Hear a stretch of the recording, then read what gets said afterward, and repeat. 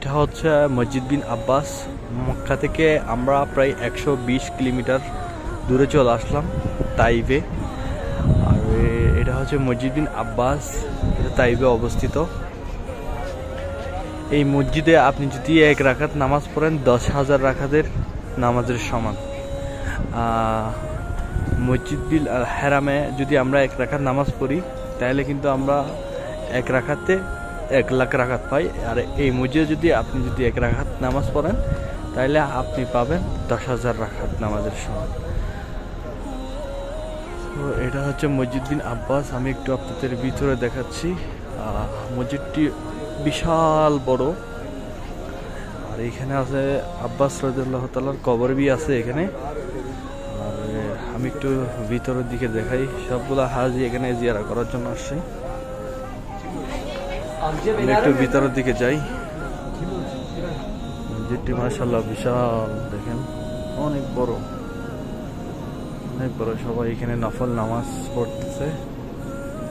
আর আমি একটু আগে এখানে জোহরের নামাজ এবং নফল নামাজ আদায় করলাম।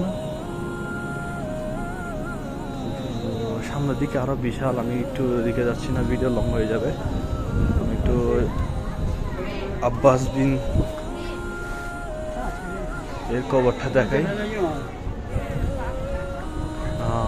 আব্বাস রাদিয়াল্লাহু তাআলার কবরটা হচ্ছে সামনে যেটা দেখতেছেন, এটা হচ্ছে আব্বাস রাদিয়াল্লাহু তাআলার কবর।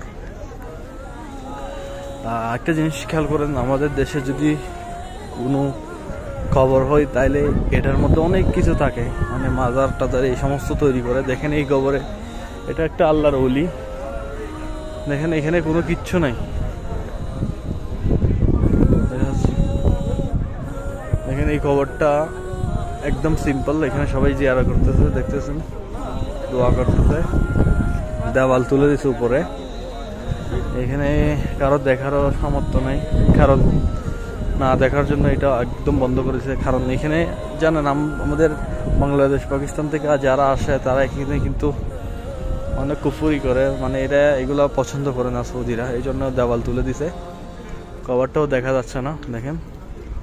আর এটা হচ্ছে তাইফে আব্বাস রাদিয়াল্লাহু তাআলার মসজিদের পাশে এটা হচ্ছে লাইব্রেরি। এটাতে অনেক কিছু সংকলিত আছে, যেমন যেখানে প্রথম কোরআন নাজিল হয়েছে ওইখানে পাথরের উপর যে কোরআন নাজিল হয়েছে আয়াতগুলো আসতো, এখানে আছে এই পাথরগুলা ওই জামানার। আমি আপনাদের সব কিছু একটু ঘুরিয়ে দেখালাম।